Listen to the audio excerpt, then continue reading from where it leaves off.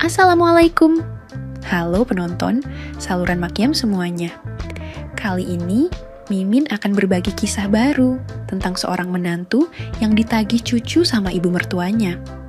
Di mana pasangan suami istri itu belum juga mendapatkan momongan.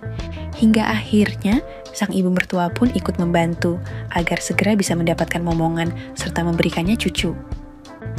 Gimana tuh, Mak, cara bantunya? Ininya dianukan apanya itunya apa gitu pokoknya. Daripada penasaran, mari simak saja video ini sampai selesai. Tapi sebelum mulai ceritanya, mari perkenalkan dengan tokoh utama dalam kisah ini. Tapi semua nama akan disamarkan demi privasi. Perkenalkan, namaku Imam Yudhistira, berusia 29 tahun. Sedangkan istriku bernama Irma, dan istriku adalah seorang putri dari pasangan suami istri Pak Romli dan Bu Mirna. Setelah menikah, aku dan istriku memang tidak diizinkan untuk pindah dari rumah mereka karena istriku itu adalah putri satu-satunya. Karena memang sudah menjadi perjanjianku sebelum menikah bahwa aku bersedia untuk tetap tinggal di rumah itu setelah menikah. Ayah mertuaku itu bekerja di sebuah perusahaan pertambangan. Dan istrinya, Bu Mirna, dia adalah seorang ibu rumah tangga biasa.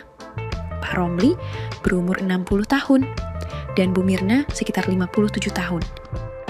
Sementara itu, Irma istriku bekerja di sebuah perusahaan yang dipimpin oleh seorang wanita, dan istriku itu sangat dipercaya oleh bosnya itu.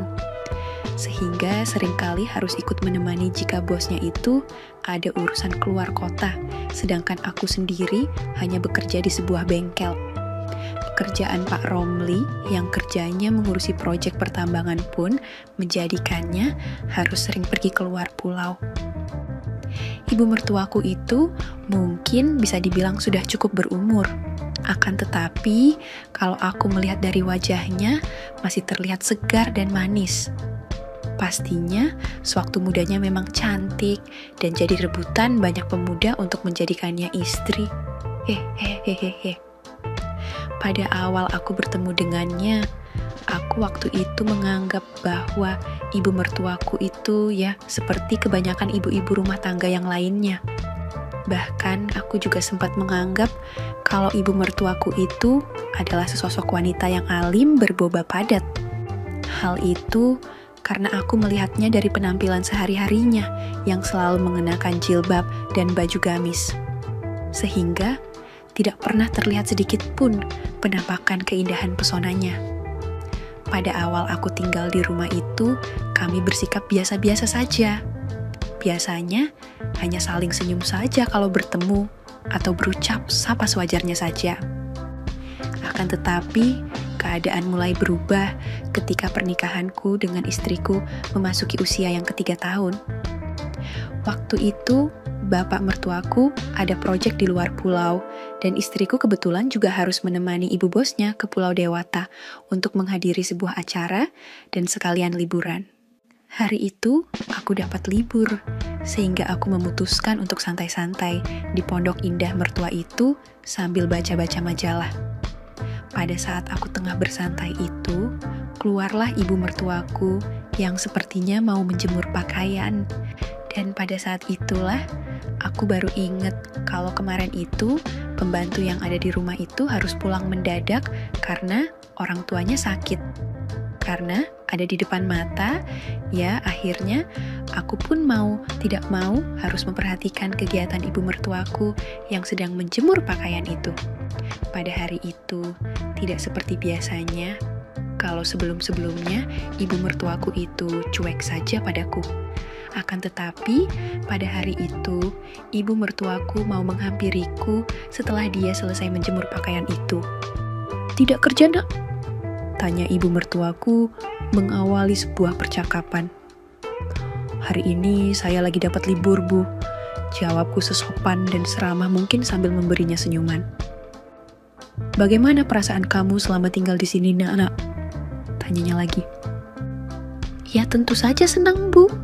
Apalagi dengan suasana yang tenang seperti ini," jawabku sambil tetap memberikan senyuman khasku. Yang mana aku tahu kalau banyak wanita yang terpesona bila sudah melihat senyumanku yang mempunyai ciri khas itu. Mungkin buat kamu suasananya tenang, tetapi buat ibu sih sepi dan hampa nak. Apalagi kalau seperti sekarang ini istrimu tidak ada, bapak mertuamu juga tidak ada, ucap ibu mertuaku dengan terlihat sedih. Pada saat seperti itu, aku pun hanya bisa terdiam. Takut salah dalam memberikan jawaban atas keluh kesahnya itu. Sudah dulu ya nak, ibu mau masak dulu karena Mbak Inem kemarin kan mendadak pulang. Ucapnya seraya melangkah masuk ke rumah. Hari itu, aku merasa sepertinya ada sesuatu yang sangat berbeda. Setelah urusan memasak dan lain-lainnya selesai, ibu mertuaku itu bilang kalau akan pergi keluar. Singkat cerita, sore harinya, ibu mertuaku belum juga pulang, dan kebetulan sore itu turun hujan. Karena ibu mertuaku sedang tidak ada di rumah, maka aku mengangkat jemurannya itu biar tidak kehujanan. Sepulangnya ibu mertuaku, aku pun langsung memberikan jemurannya itu. Selanjutnya, aku pun kembali ke kamarku. Akan tetapi, pada saat aku melihat tempat di mana aku tadi menaruh cucian itu, tanpa aku sadari, ternyata masih ada satu aksesoris ibu mertuaku yang ketinggalan di tempat itu. Aku pun jadi bingung sendiri.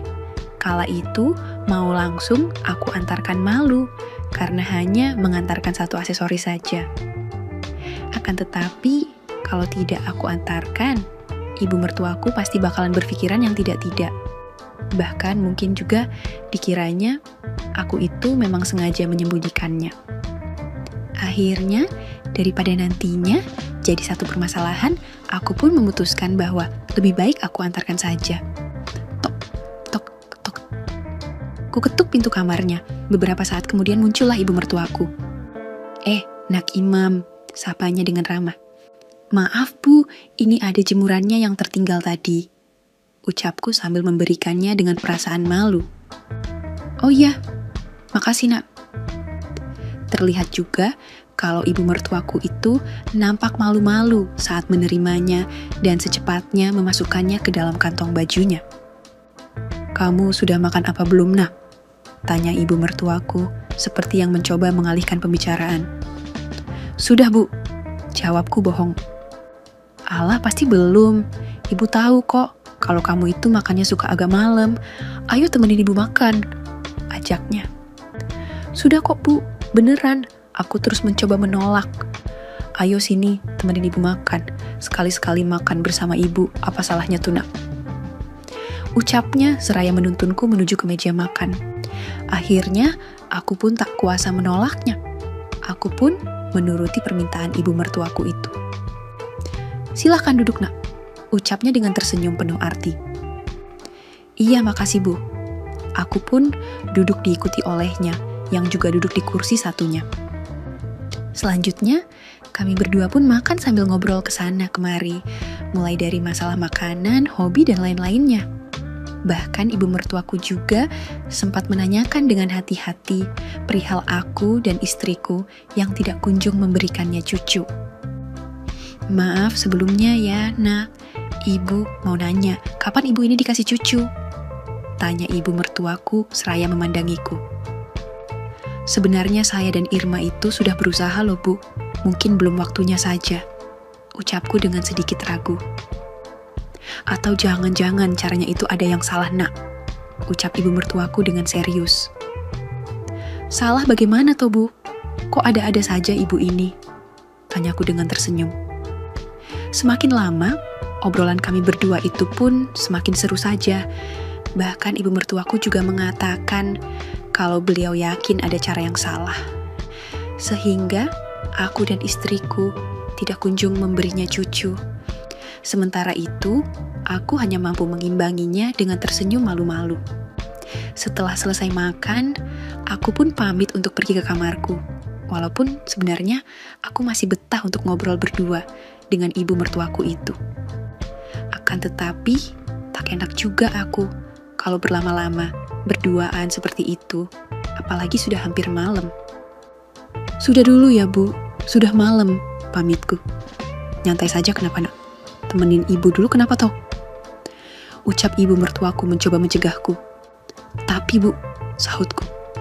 Alah tenang saja, mau ibu bikinin kopi nak? Tanya ibu mertuaku. Tidak usah repot-repot bu, makasih, sahutku. Akan tetapi, tetap saja dia membuatkan kopi untukku dan selanjutnya mengajakku untuk melanjutkan obrolan yang semakin seru itu di sofa di depan TV. Kami berdua pun melanjutkan obrolan hingga ibu mertuaku menceritakan perihal pernikahannya dengan bapak mertuaku itu. Dulu, ibu itu menikah muda, yaitu pada usia 17 tahun. Ibu itu sudah dijodohkan, malahan cuma sekali bertemu dengan bapak mertuamu itu dan ibu langsung dinikahkan, jelasnya. Oh, pantes sekarang masih kelihatan muda dan masih cantik, jawabku mencoba bercanda. Alah, kamu bisa saja nak, ucap ibu mertuaku tersipu malu. Tapi setelah menikah, akhirnya ibu cinta juga kan sama bapak? Tanyaku penasaran. Gak tahu juga nak, mungkin juga selama ini ibu hanya berusaha menjadi seorang istri yang baik. Kalau dibilang cinta mungkin ibu hanya menjalani kewajiban saja, mungkin juga ibu bertahan hanya demi anak saja, sahutnya lebih lanjut. Maksud ibu bertahan? Tanyaku semakin penasaran. Ya mungkin kalau inginnya di hati ibu itu ingin berpisah, bapak itu tidak pernah mau ngertiin ibu, dia itu keras kepala. Terkadang kalau keinginannya gak sesuai, suka marah-marah, jelasnya. Sabar saja ya bu, ucapku mencoba menghiburnya. Loh, kok ibu malahan jadi curhat sama kamu sih nak? Maaf ya nak, ucapnya seraya tersenyum semakin penuh misteri. Tidak apa-apa kok bu, siapa tahu bisa mengurangi beban ibu, ucapku dan tanpa sadar tahu-tahu aku sudah meraih tangannya. Tidak tahu kenapa ya nak, malam ini ibu merasa begitu berbeda, seperti ada hal baru yang ibu rasain yang tidak pernah ibu rasain sebelumnya, ucapnya. Sebenarnya, aku juga merasakan sesuatu yang berbeda juga malam itu, yaitu sebuah perasaan yang tidak bisa aku pahami. Malam itu, ketika sedang ngobrol dengan ibu mertuaku, hatiku terasa tenang dan nyaman. Untuk beberapa saat, kami berdua pun sama-sama tertegun, hanya mata kami berdua saja yang saling memandang. Pandangan yang tidak biasa, itu pun telah membawa kami berdua untuk beberapa saat berada di alam yang sungguh jauh berbeda. Beberapa saat kemudian, ibu mertuaku mencoba melepaskan tanganku. Akan tetapi, sedetik kemudian, tanpa aku sangka-sangka, ibu mertuaku itu tahu-tahu sudah mencoba untuk memulainya. Mendapati yang semacam itu, aku pun sesaat hanya bisa terdiam karena kaget. Selanjutnya, aku memberanikan diri mengelus kepalanya yang masih tertutup jilbabnya itu. Untuk beberapa saat kami dalam keadaan itu, kemudian ibu mertuaku mengangkat kepalanya sehingga kami berdua pun saling bertatap mata. Akhirnya, seperti sudah kompakan saja kami berdua kala itu, karena tahu-tahu kami berdua sudah memulainya. Setelah agak lama berlangsung, tiba-tiba ibu mertuaku menghentikannya dan berkata, "Maafkan ibu ya nak, ibu sudah kejauhan," ucapnya seraya cepat-cepat menjauh dariku. "Tidak kok, bu, saya juga tidak bisa mencegahnya," jawabku dengan nafas yang sudah sedikit seperti habis berlari. Ibu mertuaku mungkin merasa malu, tetapi kalau aku lihat dari wajahnya, aku dapat melihat kalau sebenarnya malam itu ibu mertuaku juga mempunyai keinginan yang sama denganku, yaitu keinginan kerja kreatif yang sudah terlanjur membumbung. Kami berdua sama-sama terdiam sejenak. Selanjutnya, ibu mertuaku kembali mendekatiku tanpa buang-buang waktu lagi. Aku pun menyambutnya dengan penuh semangat. Beberapa saat kemudian ibu mertuaku pun tersenyum dan dengan perlahan langsung menuntunku menuju ke kamarnya. Aku yang sudah semakin penasaran pun hanya mampu mengikutinya saja tanpa banyak pertanyaan. Toh, di rumah itu hanya ada kami berdua saja. Sesampainya di kamar yang kami tuju itu, ibu mertuaku pun langsung memberikan isyarat padaku apa yang seharusnya aku kerjakan dan berikan padanya di malam yang indah itu. Sungguh malam itu, aku merasa sangat beruntung sekali. Malam itu, ibu mertuaku bahkan memberikan contoh-contoh pekerjaan yang benar itu bagaimana. Dan ternyata banyak juga cara kerja teori yang selama ini tidak aku kerjakan ketika sedang bersama istriku. Sehingga hal itulah yang menyebabkan kami berdua tidak kunjung punya momongan. Malam itu, ibu mertuaku sungguh sangat jauh berbeda dengan yang selama ini aku lihat. Yang biasanya aku lihat ibu mertuaku itu terlihat alim, tenang dan kalem, tetapi malam itu ibu mertuaku terlihat begitu bersemangat. Malam itu semua tata cara pekerjaan diberikan ibu mertuaku padaku. Malam itu sungguh aku mendapatkan pengalaman baru dan tentunya juga kesenangan dan juga kebahagiaan baru. Setelah aku berhasil mencapai titik itu sekali, sedangkan ibu mertuaku 2 kali, untuk sesaat kami berdua hanya tertegun diam tanpa kata. Setelah nafas kami sudah kembali teratur, aku segera berbenah. Begitu juga dengan ibu mertuaku sebelum akhirnya kami berdua harus berpisah di malam itu. Aku tertegun di dalam kamarku. Perasaanku sungguh tidak menentu, pikiranku kacau balau. Aku masih belum percaya dengan apa yang baru saja aku alami. Namun, di sisi lain, ada perasaan takut dengan apa yang telah terjadi. Mungkinkah suatu hari nanti, bapak mertuaku ataupun istriku akan mengetahui apa yang telah terjadi antara aku dan ibu mertuaku. Tidak bisa aku pungkiri, meskipun usia ibu mertuaku itu lebih tua dariku. Tapi malam itu mulai ada perasaanku yang spesial terhadapnya. Keesokan harinya, aku pun menjalani aktivitasku seperti biasanya. Bangun pagi dan berangkat kerja seperti biasa. Seperti biasa, aku juga melihat ibu mertuaku juga mengerjakan pekerjaan rumah seperti biasanya. Tetapi hari itu ada sebuah perbedaan. Kalau biasanya ibu mertuaku itu selalu mengenakan jilbabnya, namun pagi itu aku dapati ibu mertuaku itu tanpa jilbabnya, bahkan hanya mengenakan destar bobah padat. Aku berjalan keluar kamarku, ibu mertuaku hanya memandangku sesaat tanpa sebuah tegur sapa, bahkan tanpa senyuman. Sungguh aneh. Biasanya, kalau seperti itu, ibu mertuaku selalu menyapaku, atau setidaknya, ya tersenyumlah. Di tempat kerja pikiranku terus mengawang-awang, aku terus kepikiran dengan sikap ibu mertuaku tadi itu. Apakah ibu mertuaku menyesalinya sehingga sikapnya dingin begitu?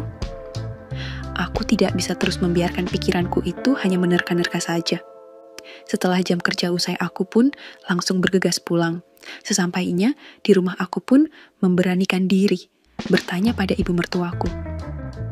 "Maaf Bu, ada yang ingin saya bicarakan," ucapku dengan sopan. Ibu mertuaku hanya terdiam. Sepertinya ibu mertuaku itu juga tahu akan arah pembicaraanku saat itu. "Maaf ya Bu, saya mau bertanya tentang yang semalam," lanjutku. "Memangnya kenapa Nak?" tanya ibu mertuaku dengan tenang. "Maaf ya Bu dengan yang semalam itu," lanjutku. "Kenapa minta maaf Nak?" tanya ibu mertuaku terlihat heran. "Sepertinya ibu menyesal dengan yang terjadi semalam," lanjutku. Gumam ibu mertuaku dan terdiam sejenak sambil menarik nafasnya. "Ibu tidak menyesal kok Nak Mas. Justru ibu merasa malu sama kamu," sahutnya. "Loh kok malu sama saya Bu?" tanyaku semakin bingung. "Ya, kamu itu kan masih muda. Masa ibu yang sudah tua usia 57 tahun ini suka sama kamu?" ucapnya malu-malu. "Iya, saya juga tidak tahu Bu, tapi jujur saja saya juga merasakan perasaan yang aneh terhadap ibu. Entah kenapa tiba-tiba saja saya merasa takut karena sikap ibu menjadi berubah tadi pagi itu," ucapku. "Ibu bukan berubah Nak, ibu juga bingung harus gimana. Apalagi tadi pagi pada saat ibu sudah sengaja mengenakan baju ini." Tapi kamu terus berjalan tanpa melirik sama sekali. Ucapnya sedih. Oh alah, jadi ibu pakai ini untuk saya ya bu? Tanyaku senang. Tidak tahu kenapa pas bangun tidur, ibu seperti ingin mengulangi seperti yang semalam itu. Jadi ibu langsung mengenakan baju ini. Tapi kamunya lurus terus nggak ngelirik sedikit pun, ucap ibu mertuaku merajuk. Seperti semalam gimana bu? Bukannya ibu sering seperti itu? Tanyaku. Ya, ibu memang sering seperti itu sama suami, tapi yang semalam itu beda banget, ucapnya. Beda gimana bu? Tanyaku penasaran. Seumur-umur ibu, baru semalam itu bisa memperoleh kreativitasnya lebih dari 1 kali. Kalau sama suami ibu paling cuma sekali, bahkan sering juga nggak dapat sama sekali, ucapnya dengan jujur. Aku tidak bisa komentar sama sekali untuk menanggapi ucapan jujurnya itu. Aku hanya bisa memandanginya saat ibu mertuaku itu berbicara. Geraknya di hari itu begitu memancarkan sebuah pesona, sehingga saat itu juga aku pun jadi mau. Kenapa nak? Tanya ibu mertuaku pada saat melihat aku yang terpana. Tidak apa-apa kok bu, jawabku malu-malu kucing. Yang ibu pakai itu masih sama seperti yang tadi pagi. Berarti dari pagi ibu belum mandi ya? Hehehehe, aku mencoba mengalihkan pembicaraan. Alah, kamu itu nak, ibu kan jadi malu, ucap ibu mertuaku dengan wajah cantiknya yang bersemu merah. Tapi, meski belum mandi ibu tetap cantik kok, ucapku lagi. Alah, masak sih, ibu kan sudah tua mas. Ya sudahlah, kalau begitu ibu mandi dulu ya, ucap ibu mertuaku seraya langsung beranjak masuk ke kamar mandi. Tetapi anehnya pintunya dibiarkan kebuka. Maaf bu, kok pintunya nggak ditutup? Tanyaku. Alah, kamu itu nak, kok masih tidak ngerti saja, cepetan sini, sahutnya. Aku pun segera menyusulnya, sehingga di situ, itu pun kembali terulang pekerjaan kreatif apa yang terjadi semalam itu. Semenjak itu, selama ada kesempatan, pasti aku dan ibu mertuaku itu selalu mengulangi pekerjaannya, sampai aku benar-benar semakin hafal. Bahkan aku juga mempraktekkan semua teori berlaku yang aku dapat dari ibu mertuaku itu ketika menghadapi istriku. Hampir setiap kali ayah mertua sedang sibuk mengurus pertambangannya, maka kami selalu mengulang pekerjaan itu. Ya tentunya juga karena istriku sering banget dinas keluar kota atas perintah bosnya. Jadi lebih sering sama ibu mertua dibanding sama istri. Tapi juga setiap istriku tersedia, aku langsung gas guna mempercepat agar bisa segera mendapat momongan. Alhasil, beberapa bulan kemudian, istriku pun halim. Kami semua menyambut kabar gembira itu dengan senang hati, sehingga membuat ibu mertuaku semakin semangat untuk memberikan teori-teori barunya padaku. Aku benar-benar sangat bahagia, karena di samping akan segera mempunyai momongan, aku juga memperoleh kebahagiaan dari ibu mertuaku yang cantik dan sangat kekurangan dari suaminya itu. Berkat pembelajaran dari Mama Mirna, ibu mertuaku, aku jadi semakin lihai dan mampu membuktikan teori praktek kerja nyatanya sehingga aku bisa memiliki momongan. Tamat. Demikianlah kisah yang aku alami bersama ibu mertuaku yang sangat menginginkan kehadiran cucu dan bersedia membimbingku untuk bisa memberikannya. Sekali lagi, tidak pernah lupa Mimin ingin mengingatkan bahwa tidak ada maksud untuk merusak moral. Tapi di sini, kami selaku admin channel Makiem hanya berbagi pengalaman dari viewer saja yang tentu saja tidak untuk ditiru. Terima kasih sudah mau mendengarkan kisah nyata ini. Ambil baiknya dan buang buruknya dari cerita kisah ini. Semoga hal seperti ini tidak terjadi kepada kita semua bosku. Dan semoga kita semua dilindungi dari mara bahaya. Amin ya Rabbal Alamin. Terima kasih dan sampai jumpa di cerita selanjutnya. Jangan lupa like, comment, share, dan subscribe. Oh iya, kira-kira Kalian semua bosku yang terhormat kepengen kisah-kisah yang seperti apa lagi nih? Tolong berikan komentar-komentar kalian di video ini ya.